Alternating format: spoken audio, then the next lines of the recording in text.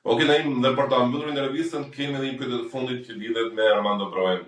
Besoj se ka ndjekur Shqipërinë me Anglinë dhe njëri tjetër Armando Broja është duke përsëritur skenat të cilat vijnë nga e kaluara. Është po njëjta skenë si në një ndeshje të Evertonit në Mosgaboj kundër Peterburgut, ishte po njëjti dëmtimi Armando Brojës, një këmbë e vendosur keq në tokë dhe lojtari fillon të shpërthej në të qara, në lot, me fanellën e ngritur mbi sy, pranë duke vendosur në fytyrë, por ajo që unë vura re ishte sigur, më duke sigur Broja po kalonte një farë atak paniku të lehtë aty sepse mezi po mbushej me frymë. Nuk e di nëse ke parë pamjet, por Broja mezi po mbushej me frymë dhe nuk po duronte dot më nga të qara, nga dhimbja apo nga frika.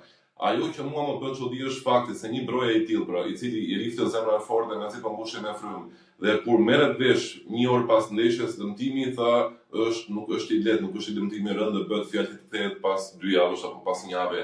Dhe ajo që nuk bën sens është mënyra se si Broja reagon pas dëmtimi me rezultatet që vijnë nga dëmtimi, pra që bëhet fjalë nuk bëhet fjalë për kaputje kavitje, kaputje ligamenti, por bëhet fjalë për një ndryllje e cila do të mullojë vetëm 2 javë. A është kjo një shenjë, a është kjo një tregues që Broja është ende në paniku, në frikën e atyre dëmtimeve të kaluara dhe po i përjeton gjërat shumë më keq nga çfarë në të vërtetë?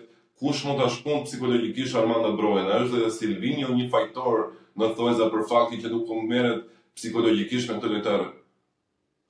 Unë mendoj që po është e vërtet, mendoj që me Brojen duhet të merret stafi veçantë prej futbollistëve të tjerë. Mendoj që përpos aspektit të frikës që ka nga lëndimet që i kanë bërë tash e integruar në kokë dhe sa herë ka diçka e sheh më të keqën, ai ka tash të rënduar edhe aspektin psikologjik, pasi edhe ai di që njerëzit janë duke pritur shumë nga ai dhe nuk ka arritur që ta shfaqë në fushë në këtë pjesën sa janë pritshmëritë e mëdha. Unë mendoj që në këtë rast edhe kombëtarja duhet me domos me shtu edhe pak konkurrencën në fazën e sulmit për me ja kthy dëshirën edhe vullnetin Brojës për me qenë startues. Një nga elementet që mendoj që Shqipëria duhet me pas afër veti me patjetër është Anis Mehmeti.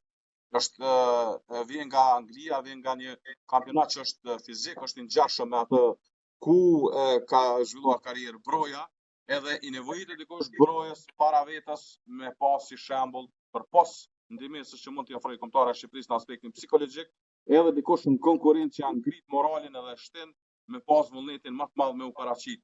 Pasi në aspektin brenda emocional të tij nuk mundemi me ditë, ndoshta ajo është shumë më keq se sa që e shohim ne nga jashtë.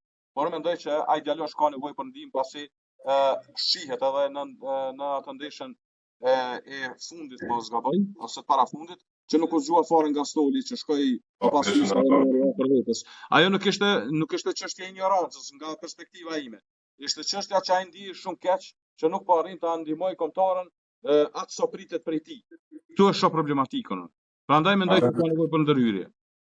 A mendon se ardha e Anis Mehmetit do ta bënte më mirë Brojen nga aspekti psikologjik, sepse për shembull ajo ndjeshje me Andorën që ti the që Broja nuk u çua për të nuk ishte një diferentizëm, por ishte edhe fakti ndoshta që Broja nuk dihet pjesë e plot me ekipin. Ndoshta Broja kërkon edhe njerëz të tjerë të cilët lojtarë të tjerë të cilët i afrohen mentalitetit të tij, në mënyrën se si është rritur Broja. Anis Mehmeti po si Broja vjen nga një shkollë angleze e futbollit, edhe ndoshta kjo mund t'i gjejë edhe gjunë e përbashkët. Anis Mehmeti ka vlera të jashtëzakonshme edhe si futbollist, jo vetëm për të bërë mentorin e Brojës. Por bashkohen edhe në këtë aspekt. Pikërisht këtu mendoj që është esenca e asaj kërkesës ime. Dikush që është i porafort me atë nga vjen Broja, nga rrënjët ku vjen Broja, nga zhvillimi ku vjen Broja për të pasur komunikim shumë më shumë, edhe nëse në rast se Anis Mehmeti fillon me dhon shkëndizat apo me pas sukses, ka me ndjek Broja, ka me pas dëshirën më të madhe për me rikthy pozitën e startuesit, duhet më fut konkurrenca me patjetër. Një ide shumë interesante dhe që nuk ishte bërë më përpara, dhe për ta mbyllur Naim, sipas te tek njerëzit që futen që Broja mund të rikthehet në nivelin që ka qenë, apo ata të cilët mendojnë se ndoshta kaq ishte. Edhe një herë nuk e dëgjova mirë pyetjen. Tek ata njerëz të cilët mendojnë se Armando Broja mund të rikthehet në nivelet që ka qenë te Southamptoni, apo tek ata njerëz që mendojnë se kaq ishte historia dhe Broja nuk mund ta kapi dot më atë nivel që ne prisnim apo që ne kemi parë për pak kohë të Southamptonit. E tash është, mendoj me këtë lëndimin e fundit është vi shumë e hollë mes këtyre dyjave. Unë besoj që me punë, po ka më dash Broja me punë, jo një fish sa ka bërë deri më tani, po i duhet 2 fish punë për të bindur njerëzit që nuk është ky që ka përfunduar, por është ai i Southamptonit. Megjithatë, i duhet jashtëzakonisht përkushtim edhe shumë punë për me i bind njerëzit, pasi është periudhë gjatë që njerëzit kanë shpresuar shumë te ai për me shfaq cilëtetin dhe pritshmëritë edhe ato çfarë i ka brenda si futbollist edhe si njeri i talentuar. Por i duhet tash 2 fish punë për ta rikthyer veten aty ku po thotë pra te Southamptoni e jo te kjo e përfunduara. Naim Selmani, ishte shumë kënaqësi kjo bisedë me ty. Faleminderit shumë. Përshëndes. Ka qenë kënaqësi. Faleminderit.